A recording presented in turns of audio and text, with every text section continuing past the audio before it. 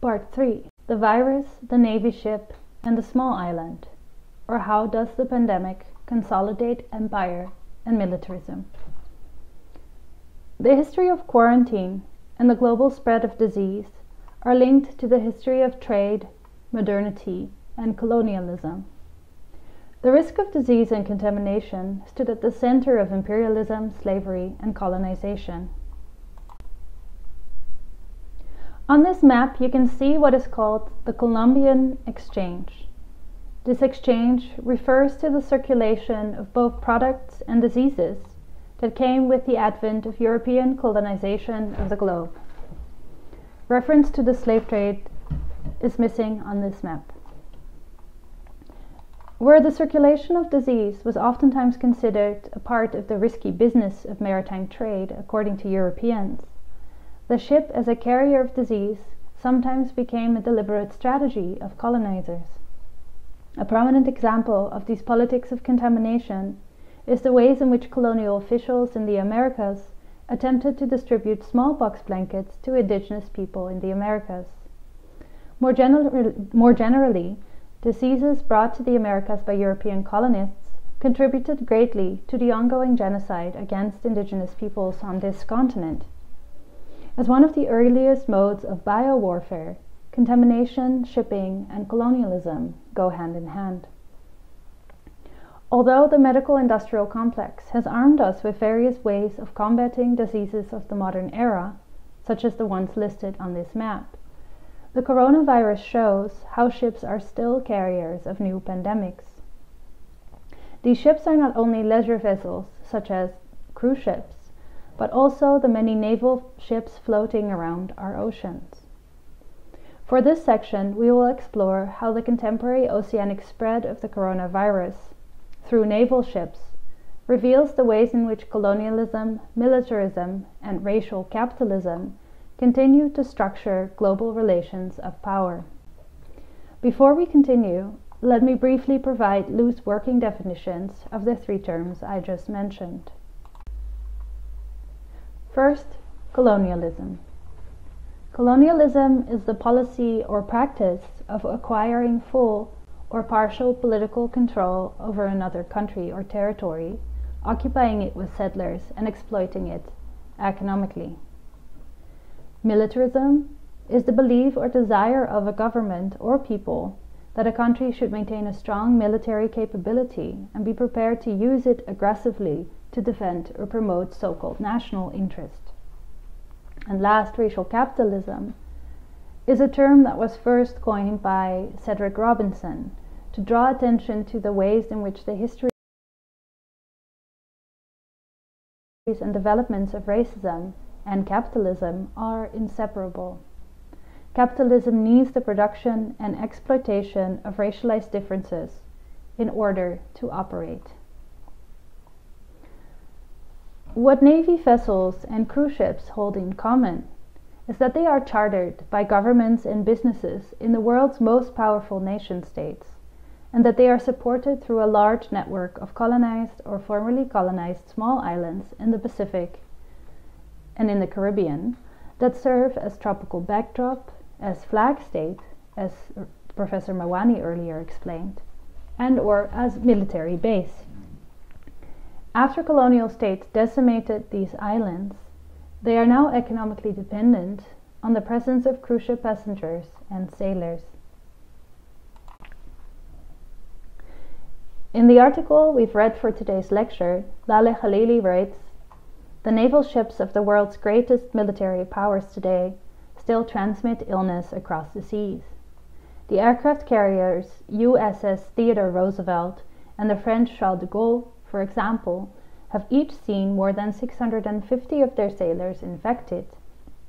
No one knows whom they may have exposed in their transnational travels in the Pacific and the Mediterranean." In this section, we will follow the story of the USS Theodore Roosevelt, one of the largest naval ships in the US fleet.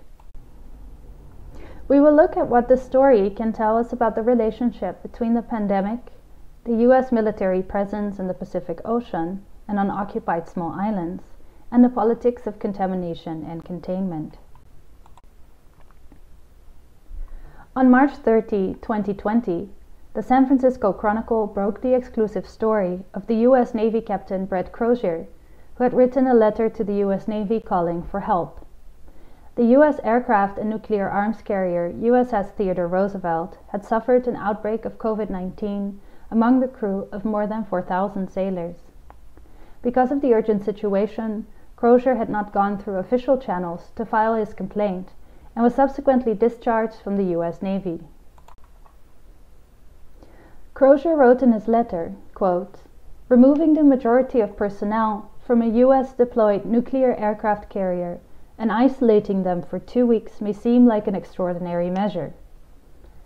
This is a necessary risk. Keeping over 4,000 young men and women on board the TR is an unnecessary risk and breaks faith with those soldiers entrusted to our care." In a response, Navy Secretary Thomas Modly spoke to CNN about the story. He said, "I heard about the letter from Captain Crozier Tuesday morning. I know that our command organization has been aware of this for about 24 hours, and we've been working actually the last 7 days to move those sailors off the ship and get them into accommodations in Guam. The problem is that Guam doesn't have enough beds right now, and we're having to talk to the government there to see if we can get some hotel space, create some temp-type facilities," Modly said. Because the USS Roosevelt was cramped for space to contain and quarantine the infected sailors, the U.S. Navy commanded the ship to be docked at Guam. Guam is a small island in the western Pacific Ocean that continues to be occupied by the United States and serves as an outpost for the U.S. military and as a nuclear testing site in its surrounding sea. It is officially an organized, unincorporated territory of the United States. It forms the westernmost most point of U.S. territory, and inhabitants are U.S. citizens by birth.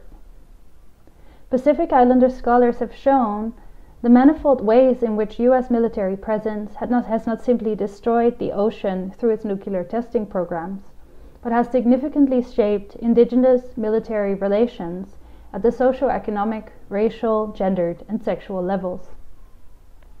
The U.S. government is well aware that the island does not have the medical or spatial infrastructure to quarantine over 4,000 sailors, some of whom are Guam natives. As you can see on the map, Guam is located in the middle of the ocean, somewhere in between Japan on the north and Papua New Guinea in the south. The island forms a very strategic military location for the United States. Going back to the UN Law of the Seas Convention and its division of the ocean into 7 zones, the U.S. occupied territory of Guam now serves as a frontier zone for the U.S. off the coast of Asia, extending the grasp of the U.S. state and U.S. empire.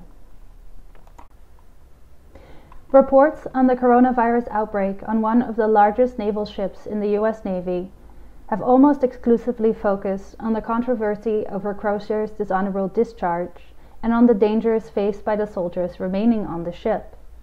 Little has been said about the larger context of the U.S. occupation of Guam, the large military presence on the island, and the ways in which the Guam government is structurally incapacitated because of U.S. colonialism and imperialism. Although several Guam natives have urged the local government not to admit the ship to dock on the island in fear of the spread of the virus and the lack of resources, the local government facilitated the decisions of the U.S. Navy. Besides the fact that they may have exposed others on their transnational travels in the Pacific, the case of the USS Roosevelt opens up larger questions about the relationship between the ongoing militarization of and settler colonialism in the Pacific, the maritime extensions of U.S. empire, and the politics of containment and contamination. Where the lives of sailors in the U.S. Navy become hyper-visible and rescuable, the small Pacific island of Guam and its indigenous Chamorro population need to remain invisible and contagible in order for the U.S. Navy to justify its ongoing military presence in the Pacific and the use of the Pacific Ocean as a nuclear testing site.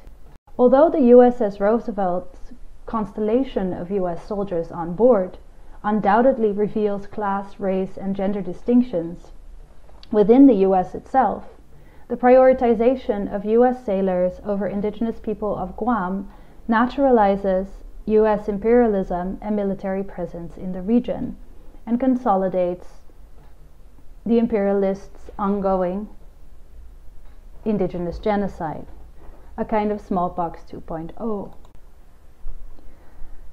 Questions that might be worth exploring are: what is the role of US empire and militarism in the spread of COVID-19 across the globe?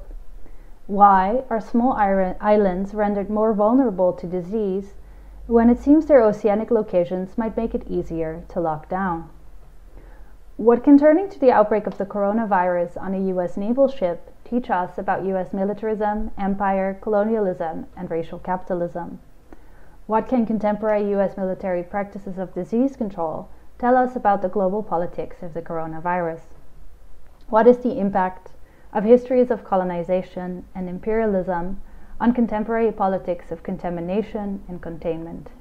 And what are the alternative agendas that are pushed underneath the coronavirus scare?